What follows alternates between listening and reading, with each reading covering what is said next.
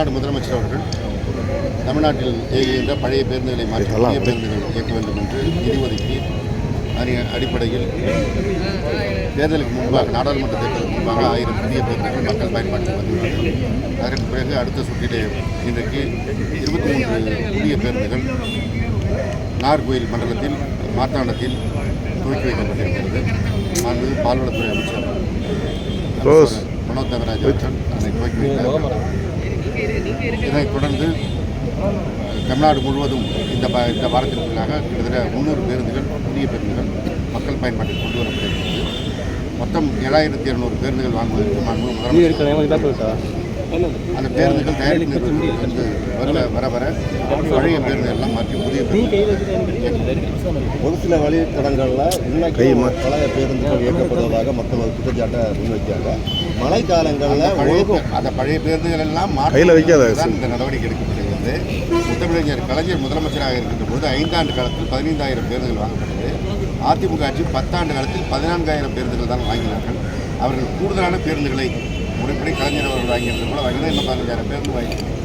அப்படி இல்லாமல் இன்னொரு 5000 பேருந்துகள் வாங்கியிருந்தாலும் கூட இன்றைக்கு இந்த பழைய பேருந்துகள் இயக்குகின்ற சூழல் இருந்திருக்காரு. எனவே தான் இந்த பழைய பேருந்துகள் இயங்கியிருக்கிறது. அதை மாற்றுவதற்கு தான் முதலமைச்சர் உத்தரவிட்டு அந்த பேருந்துகள் வந்து புதிய ஓட்டுநர் நடத்துனர் எடுக்கின்ற பணி துவக்கிவிட்டது. ஏற்கனவே அரசு விரைவு போக்குவரத்து கழகத்தில் 685 பேர் எழுத்துத் தேர்வு நேர்முக தேர்வுலாம் முடிவுற்று பணிக்கும் இணைந்து விட்டார்கள். மற்ற போக்குவரத்து கழகத்தில் நாடாளுமன்ற தேர்தல் நடைபெற்ற காரணத்தில் அந்த பணி நிறுத்தப்பட்டிருந்தது. இன்னும் ஓரிரு மாதத்தில் அந்த பணி துவங்கி எல்லா போக்குவரத்து கழகத்திலும் புதிய ஓட்டுநர் நடத்துனர் பணிக்கு ஓய்வு பெற்ற பணியாளர்களுக்கு வந்து அந்த ஓய்வூதியம் வழங்கப்படாமல் இருக்க ஒரு குற்றச்சாட்டை வச்சிருக்காங்க. அதை நிவர்த்தி பண்ணுறதுக்கு ஏதாவது நடவடிக்கை இருக்குமா? ஓய்வூதியம் ஏற்கனவே அதிமுக ஆட்சி காலத்தில் வழங்கப்படாமல் இருந்ததையெல்லாம் முதலமைச்சர் அவர்கள் ஆட்சிக்கு வந்த பிறகு 1800 கோடி ரூபாய் அதற்கு ஒதுக்கி அது வழங்கப்பட்டிருக்கிறது. இப்போது சமீப காலமாக இன்னும் வழங்கப்படாமல் இருப்பதற்கு நிதி ஒதுக்க இருக்கிறார்கள். ஒதுக்கிய பிறகு அது வழங்கப்படும். அதாவது பல மாநிலத்தில் ஓய்வூதியமே கிடையாது. பல மாநிலங்களில் ஓய்வூதியத்திற்கு டிஏவே கிடையாது. தமிழ்நாட்டில் தான் முதலில் முத்தமிழறிஞர் கலைஞர் அவர்கள் ஓய்வூதியம் கொண்டு வந்தார்கள். அதற்கு டிஏ வழங்குகின்ற நடவடிக்கையும் இதான் கொண்டு வரப்பட்டது. ஓரிரு மாநிலம் மட்டும்தான் ஓய்வூதியமாக இருக்கிறது.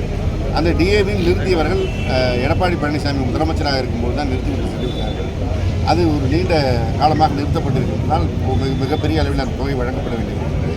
அது குறித்து மாண்புமிகு முதலமைச்சர் அவர்கள் கொண்டு செல்கிறோம். நிதித்துறை ஏற்கனவே பல்வேறு சிக்கல்கள் அதிமுக ஆட்சி காலத்தில் ஏற்பட்ட நிதி சுமை, கொரோனா காலத்தில் ஏற்பட்ட பொருளாதார நெருக்கடி இதெல்லாம் தாண்டி தான் பல்வேறு திட்டங்கள் செயல்படுத்தப்பட்டு வருகிறது.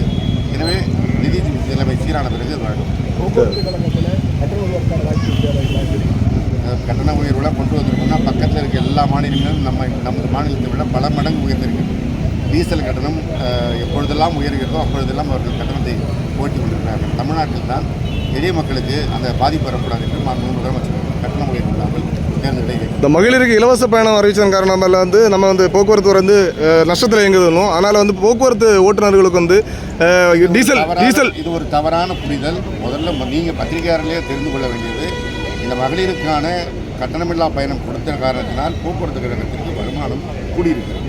இதற்கான தொகை போக்குவரத்து துறை எந்த செலவும் செய்யவில்லை. மாண்புமிகு முதலமைச்சர் அவர்கள் இதற்கான தொகையை அந்த மகளிருக்கான விடியல் பயணத்திற்கான தொகையை போக்குவரத்துறைக்கு வழங்குகிறார்கள். இந்த ஆண்டும் 2800 கோடி ரூபாய் வழங்கியிருக்கிறார்கள். அப்படி வழங்குகின்ற காரணத்தினால்தான் போக்குவரத்துறையில் பணியாற்றுகின்ற ஓட்டுநர் நடத்துனர் போன்ற எல்லோருக்கும் முதல் தேதியில் சம்பளம் வழங்கப்படுகிறது. பக்கத்தில் இருக்கின்ற மாநிலங்களில் விசாரித்து பார்த்தால் 2 மாதங்கள் 3 மாதங்கள் சம்பளம் வழங்க முடியாத நிலையெல்லாம் இருக்கிறது. தமிழ்நாட்டில் அந்த நிலை இல்லாத காரணம் மகளிர் விடியல். தமிழகத்தில் தொடர்ச்சியாக கொள்ளைகள் நடந்து வரதுனால சட்டம் ஒழுங்கு சீர்குலைந்து இருக்கிறதாக எல் முருகன் மத்திய இணையமைச்சர் குற்றச்சாட்டு இருக்கார். அதை எப்படி பார்க்குறாங்க? வட மாநிலங்களுக்கெல்லாம் செல்வதில்லை போட தோன்றுகிறது. தமிழ்நாட்டில் சட்டம் ஒழுங்கு சீராக இருக்கிற காரணத்தினால் தான் அவர் நிம்மதியாக இங்கே தேர்தலில் நின்றார். இப்போதும் எந்த பிரச்சனைகளும் செயல்படுத்தும். கொலை போன்ற சம்பவங்கள் அதிகரித்து வரதுனால பழைய புள்ளி விவரங்களை எடுத்து பார்த்தீங்கன்னா இப்பொழுது குறைந்திருக்கிறது. சட்டம் ஒழுங்கு சீராக இருக்கிறது. சொந்த பகையின் காரணமாக நடப்பதெல்லாம் சட்டம் ஒழுங்குக்கு வராது. சொந்த பகை குடும்பத்திற்குள்ள நடக்கும் என்ற பிரச்சனைகள் எல்லாம் சட்டம் ஒழுங்கு. தனியார் மாவட்டத்தில் உதிரிப்பாக இல்லாமல் வண்டிகள் வழி நடுவில் படுக்கிறது அதிகமாகிட்டு வருகிறது. அதாவது ஓரிரு வாகனங்கள் போகின்ற போது அந்த பஞ்சராகி நிற்கிறதுனால அந்த டயர் இல்லாமல் நின்றுக்கலாம். அதுதான் 20000 பேருந்துகள் கொண்ட ஒரு போக்குவரத்துறை மிகப்பெரிய நம்பரில் இருக்கிற அதில் ஒரு வாகனம் இரு வாகனம் ஒரு வாரத்திற்கு ஒரு முறை சேதமாவது ரிப்பேர் ஆவது என்பது தவிர்க்க முடியாது. அவற்றையெல்லாம் சரி செய்து தொடர்ந்து நடவடிக்கை எடுக்க. பாதகம் செய்பவரை கண்டால் நாம் பயங்கொள்ளலாகாது பாப்பா, மோதி மிதித்து விடு பாப்பா, அவர் முகத்தில் உமிழ்ந்து விடு பாப்பா. அண்மை செய்திகளை உடனுக்குடன் தெரிந்து கொள்ள இணைந்திருங்கள் இயம்நாடு தொலைக்காட்சியுடன்.